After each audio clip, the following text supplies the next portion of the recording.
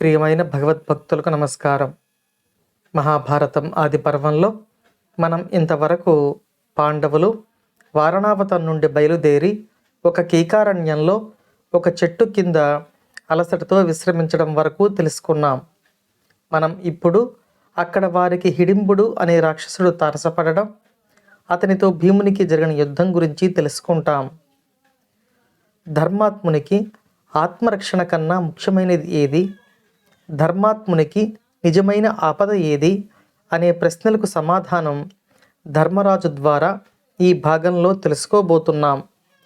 చివరి వరకు విని సమాధానాన్ని గ్రహించండి.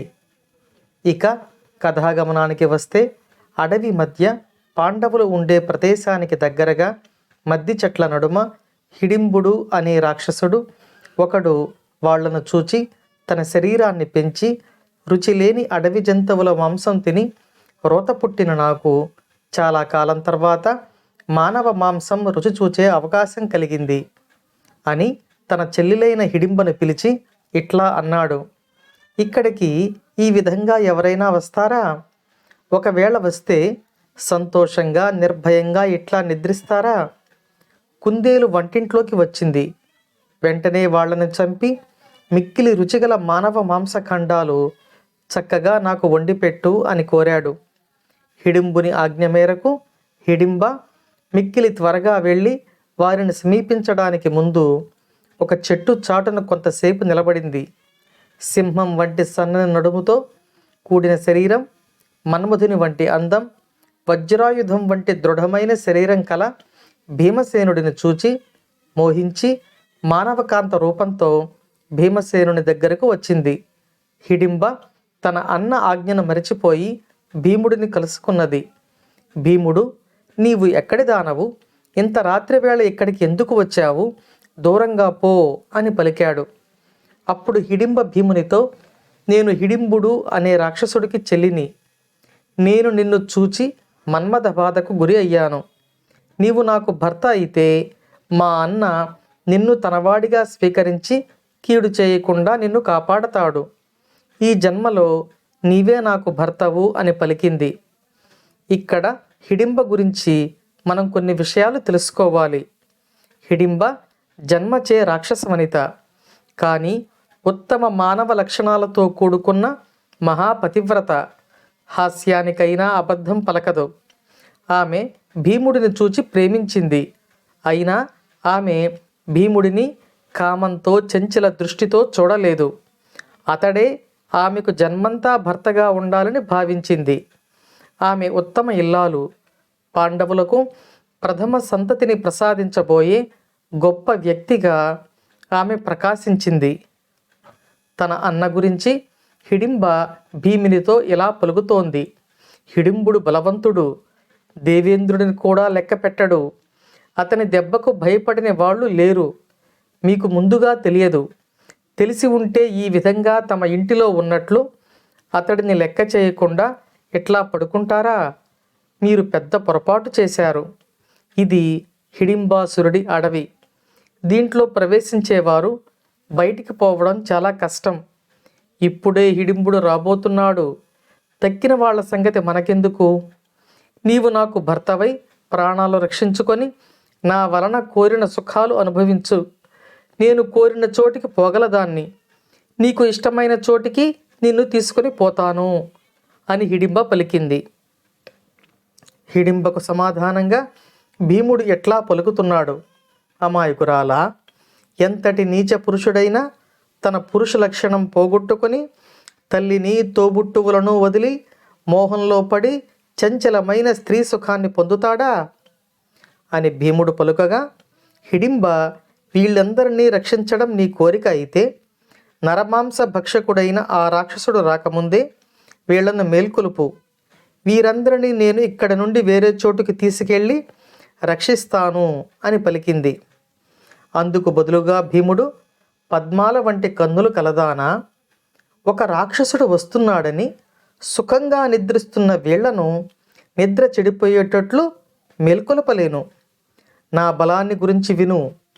వేగంతో ఒక్క రాక్షసుడే కాదు, దేవదానవులంతా ఏకమై వచ్చినా నీవు చూస్తుండగానే అపారమైన బలంతో వాళ్లను చీల్చి చంపుతాను. కానీ ఈ విధంగా అలసటతో సుఖంగా నిద్రించే వీళ్ల నిద్రకు భంగం కలిగిస్తానా అని పలికాడు.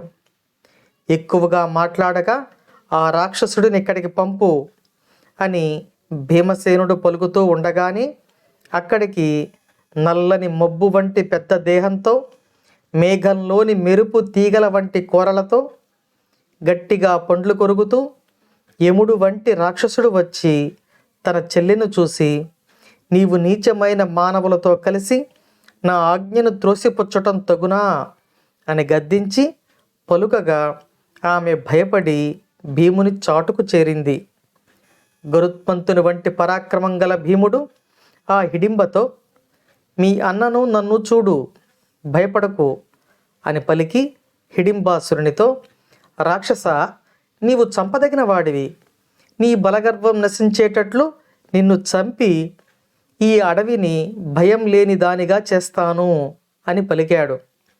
దానికి రాక్షసుడు, సరే, నీ బలపరాక్రమాలను చూస్తానుగాక అని వేగంగా చేయి చరచి కొట్టడానికి మీదికి రాగా మహాబలవంతుడైన భీముడు ఆ రాక్షసుడిని వాడి చేతితో సహా పట్టుకున్నాడు.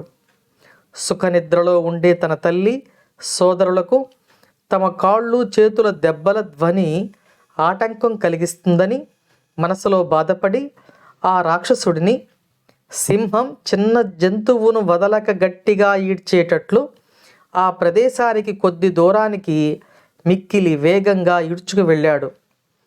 భయంకర యుద్ధవీరులైన ఆ ఇద్దరు మదపుటేనుగుల వలె ఆ అడవిలో ఒకరితో ఒకరు మల్లయుద్ధం చేశారు. ఆ శబ్దాలు విని కుంతీదేవి ఆమె కుమారులు మేల్కొని తమ సమీపర్వంలో మానవాతీతమైన రూప సౌందర్యాలతో ఉన్న హిడింబను చూసి ఆశ్చర్యపడి, నీవు ఎక్కడి దానివి, ఇక్కడకు ఎలా వచ్చావు అని అడిగింది. దానికి హిడింబ, నేను హిడింబుడనే రాక్షసుడి చెల్లెలిని. అతడు మీకు కీడు చేయమని పంపిస్తే నేను మీ కుమారుడిని భర్తగా భావించి ఆలస్యం చేయటం చేత అతడు వచ్చి కోపించి మీతో పాటు నన్ను కూడా చంపబోయాడు. అప్పుడు మీ కుమారుడు నా సోదరునితో మల్లయుద్ధం చేస్తూ, అదిగో అక్కడ ఉన్నాడు అని పలికింది. అప్పుడు పాండవులు యుద్ధం చేస్తున్న భీమునితో ఇలా పలుకుతున్నారు, తూర్పు ఎర్రబడుతున్నది, దుష్ట రాక్షసులకు అనుకూల సమయం ఆసన్నమవుతున్నది, ఆలస్యం చేయక రాక్షసుణ్ణి చంపు అని పలికారు. దానితో హిడింబాసురుని భీముడు గాలిలోకి ఎత్తి గిరగిరా 100 సార్లు తిప్పి నేలకేసి కొట్టాడు. దానితో హిడింబుడు ప్రాణాలు వదిలాడు. హిడింబాసురుని చంపిన తర్వాత భీముడు మిగిలిన పాండవులు బయలుదేరుతుండగా హిడింబ వారి వెంట బయలుదేరసాగింది.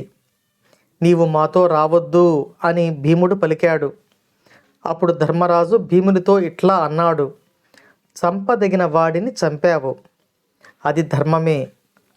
ఈ హిడింబ అబల, ఈమెపై కోపపడకూడదు. ఉత్తమమైన ధర్మాత్ములకు ఆత్మరక్షణ కంటే ధర్మరక్షణ ఉత్తమం. ధర్మం చెడిపోవడమే ధర్మాత్ములకు నిజమైన ఆపద అని పలికాడు. మనం తర్వాతి భాగంలో హిడింబకు భీమునికి ఎలా వివాహం జరిగిందో తెలుసుకుంటాం. ఓం నమో భగవతే వాసుదేవాయ.